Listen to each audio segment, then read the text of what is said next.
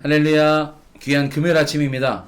오늘도 하나님의 말씀으로 시작하고 기도로 문을 열기 위해서 오신 성도님들 앞에 하나님의 은총과 사랑이 함께 하실 줄 믿습니다. 성도 여러분, 오늘 아침 날씨 어떠셨나요? 일기예보에서 이야기한 대로 영상 9도로 시작했어요. 굉장히 추워진 것 같습니다. 엊그저께만 해도 여름인 것 같더니 갑자기 이제 겨울의 문턱으로 들어서는 것만 같은 시원한 바람, 어떻게 보면 또 선득선득 추운 바람 같이 느껴지는데, 이 계절의 변화를 보면 이제 금방 추수감사절이 오고 금방 성탄절이 오고 5월 한 해도 마무리가 될 것 같습니다. 우리 목사님께서 수요일에 때 설교하신 대로 마무리를 잘하고 또 최선을 다해서 하루를 살아가는 저와 여러분들이 되었으면 좋겠습니다. 오늘도 우리 하나님께서는 하루를 열심히 생활하고 주님과 함께 동행하는 자에게 하나님이 주시는 능력과 또 복을 받아 누리는 삶이 될 줄로 믿습니다. 오늘 우리가 함께 나눌 말씀은요, 누가복음 15장을 찾아봤습니다. 누가복음 15장 22절부터 25절까지 말씀, 누가복음 15장 22절로 25절, 제가 봉독하여 드리겠습니다. 아버지는 종들에게 이르되 제일 좋은 옷을 가져다가 입히고 손에 가락지를 끼우고 발에 신을 신기라. 그리고 살찐 송아지를 끌어다가 잡으라. 우리가 먹고 즐기자. 이 내 아들은 죽었다가 다시 살아났으며 내가 잃었다가 다시 얻었노라 하니 그들이 즐거워하더라. 맏아들이 밭에 있다가 돌아와 집에 가까이 왔을 때에 풍악과 춤추는 소리를 듣고. 아멘.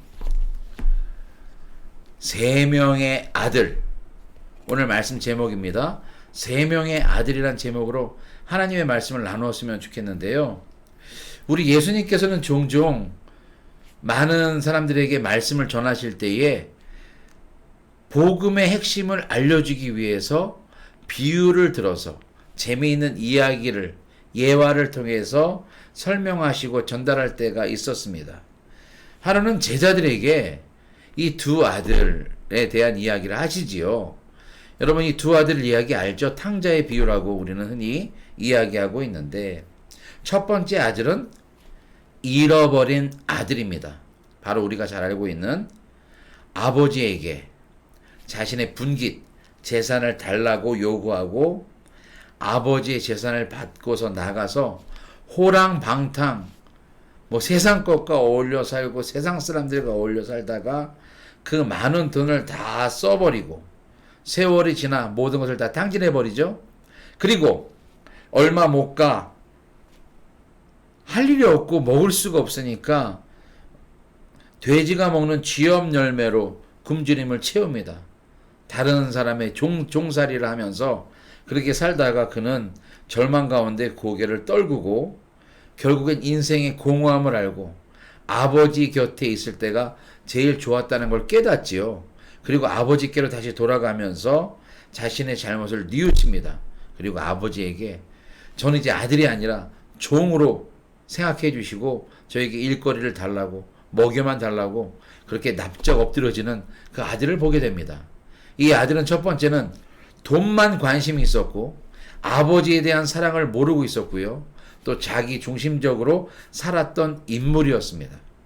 첫 번째 인물, 잃어버린 아들. 두 번째 잃어버린 아들이 또 나오는데, 그 아들은 누구예요? 오늘 잔치 소리를 듣고 깜짝 놀라서 돌아와서 아버지께 화를 내는 큰아들을 말씀드릴 수가 있습니다. 이 큰아들은 왜 잃어버린 아들입니까? 아버지와 함께 일했고 아버지 옆에 항상 붙어 있었어요.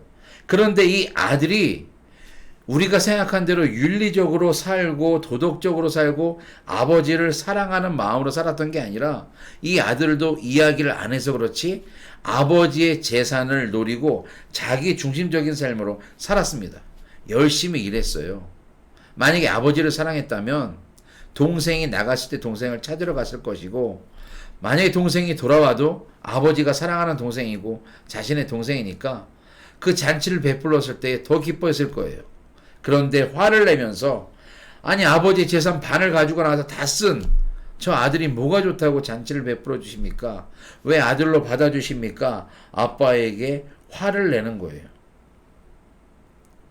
아버지의 유산에 관심이 많았기에 나가지 않고 그 아버지 곁에서 일을 했던 아들, 동생이 지위를 회복하는 순간 자신의 유산이 그만큼도 줄어들 거라는 것을 직감하고 아버지께 화를 내고 송아지를 잡아서 잔치하는 아버지께 화를 내는 아들을 보게 됩니다. 큰아들도 집을 나가지 않았을 뿐이지 자기 중심적으로 살던 사람이에요. 동생을 미워하고 아버지를 존경하지 않았던 큰아들. 큰아들과 아버지의 사이는 아예 더 멀어져 버렸어요. 둘째 아들은 나갔다 돌아오면서 죄를 뉘우쳤기에 아버지가 받아줬고 관교 회복이 됐지만 큰아들은 더 사이가 좋지 않았다는 겁니다. 우리가 아는 이 이야기, 이 말씀을 통해서 우리가 깨달아야 될 것은요.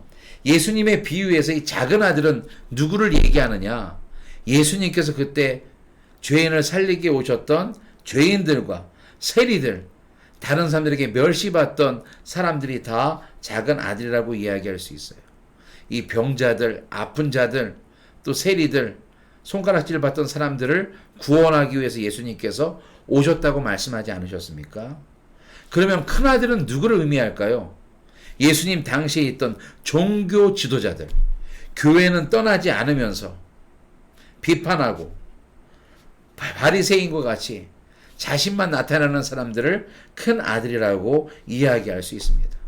문제는 둘 다 아버지의 유산에만 관심이 있고 탐욕과 또 욕심이 있던 사람들이었지요. 지금 이것을 요즘 시대로 반영해보고 바꿔보면 바로 누굴까요? 교회 밖에 있는 사람들은 동생들이에요. 이제 교회로 돌아와야 될 사람들, 교회 안에는 수많은 형들이 있습니다.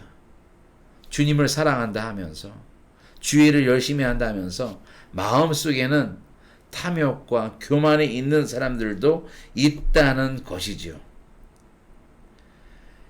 교회 안에 있는 사람들은 세상에 밖에 있는 사람들을 정죄하고 비난합니다.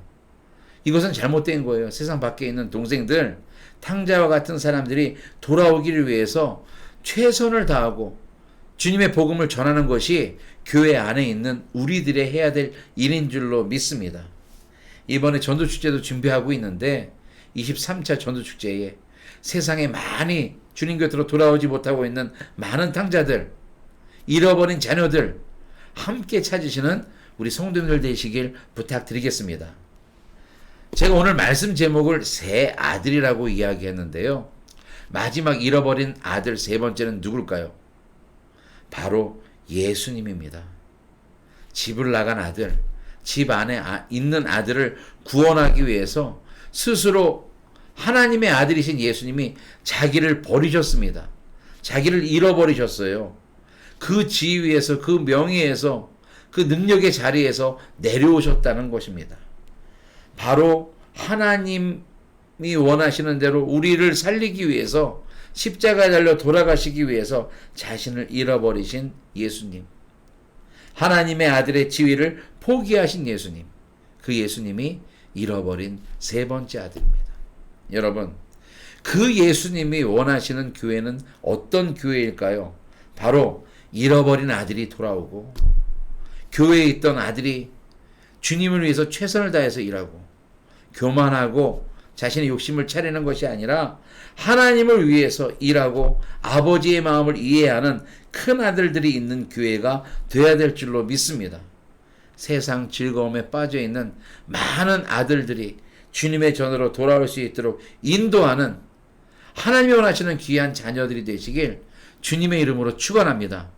오늘 말씀을 생각하시면서 내가 주님 안에서 어떤 일을 해야 될지 깨닫는 저와 여러분들이 되기를 원합니다.